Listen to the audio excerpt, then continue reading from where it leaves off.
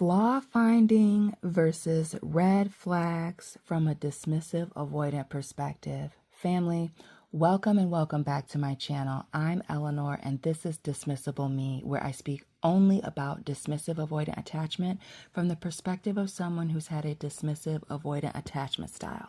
Please find me on Instagram, like, share, and subscribe. Let me know where you're watching from and drop your attachment style down below.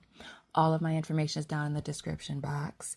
And family, getting right into today's video again, flaw finding versus red flags from a dismissive avoidant perspective. Flaw finding. Definitions. Magnifying typically small issues or flaws in someone else to create emotional distance or to justify a withdrawal or ending of a relationship. Red flags. The big ones. Warning signs or indicators of potential problems, toxicity, or unhealthy behavior in a person, relationship, or situation. Also, a signal to pay closer attention or caution regarding a person, place, or situation. There is a major difference for me, even as someone with an insecure attachment style, from flaw finding and red flags. Flaw finding, I know, and I'm conscious of when I'm doing it, these are little minor things that I'm racking up to make a bigger thing. You know, one or two things is minor, but if I'm uncomfortable and, now I got 30, 50, 100 things that I don't like about you or that I flaw found, then it becomes a major issue. But red flags, to simplify it, these are character flaws. I don't confuse flaw finding and red flags. If I dropped you abruptly, I dropped you abruptly because of red flags. If I broke up with you, I dropped you for flaw finding or other things. Like if finding flaws or issues was the reason for the breakup, red flags, abrupt endings, I can say that I can look back and always boom, get out of there. I don't need to give you any warning. You didn't tell me you were crazy. Flaw finding, conversation, breakup. Let's have a final sit down. I'll let you say what you need to say because I know there will be things that you want to say.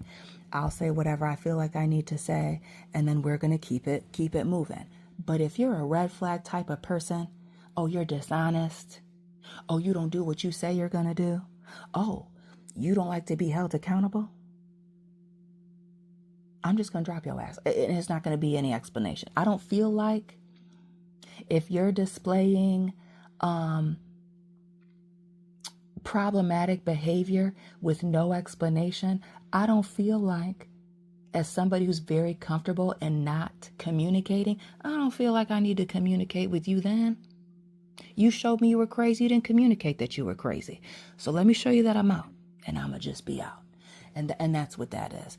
It's if I'm dealing with another toxic person, let me be very clear. Because I know people like to assume that, oh, they were all good guys and you just... No, that's not even true. that would not be the case. But I'm not here to slam anybody. I talk about me. If I dropped your ass, I had good reason.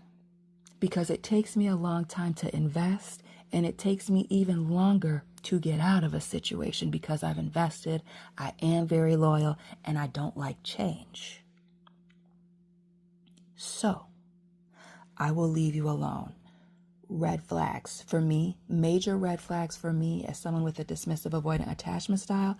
Now, I dropped a video on this yesterday, but love bombing. I can guarantee you, now that I put the discard thing together, I can guarantee you that if I dropped you abruptly, it was because I saw red flags and I felt like I didn't need to explain myself to you. Actually, I didn't feel like I didn't need to explain myself. I knew that I didn't owe you an explanation. I knew without a shadow of a doubt it was best for me to just leave the situation than stay in a situation that would only escalate if I tried to have an adult conversation with said person. Absolutely, positively not.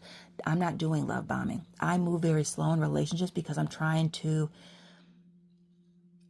assess all of the information. I'm, compiling all the data that you're giving me, your words, your action, the time that we're spending, whether or not things are progressing, and I'm making decisions. The love bomber is moving quickly, so I don't see what the hell is really going on. It's an absolute no for me. Let me catch you in a stupid ass lie, an unnecessary lie. Or better yet, you tell me that you're going to do something that you have no intention on doing and you don't do, done. I don't feel like I need to explain myself. I guess I could, but if it's after a first or second date, I don't owe you an explanation. We don't know each other. Another red flag for me as someone with a dismissive avoidant attachment style is trying to get physical too soon. Why the hell are you trying to hold my hand on a first date?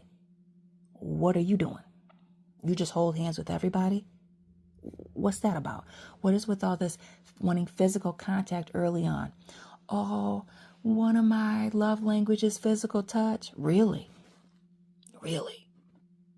Okay. Well, we'll get to that much later. Okay. Thanks for letting me know. Gaslighting. First sign of gaslighting. Trying to play with my reality. Absolutely fucking not. And if I catch you gaslighting early on, you better be careful, because I might just be on some silly stuff and gaslight you back, and then you're lost in the sauce thinking you fooled me, and this whole time I've been running the game. Facts. I'm not doing it. Flaws, to me, getting back into flaws and simple things, being disorganized, right? Being a little tardy. I'm big on time and being on time and being early. And when somebody's late, that is one of my biggest pet peeves. Don't be late to the party. Don't be late if I invited you. You come early and on time because it's important to you. But that's a minor thing. We can work. Somebody can be on time, right? Easy. Being forgetful is a flaw, right? Not doing something or saying thing in a way that I don't particularly like. Talking too much, not talking enough, being stubborn. These are flaws. These are things that I can work through. These are things big girls can work through. Red flags are not things for me to work through. That's for that person to work through. And it's not even my responsibility to tell them what their red flags are. Nobody has to tell me what my red flags are. I'm self-aware. I know what it is. And I let people know up front what the deal is. So if I tell you that I move slow, right? And like I'm looking for something serious, but I'm not in a rush, and you start to love bomb me 30 seconds after that, you think I owe you an explanation as to why this isn't working out? I don't. It would be nice, but I don't.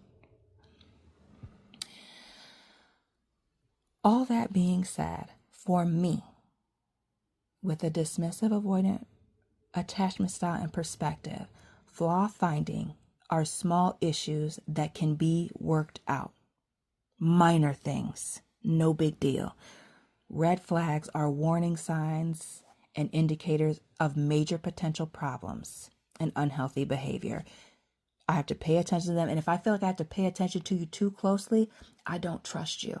And that's enough for me to end the relationship based off that. And again, flaw finding, breakup. Red flags, discard your ass.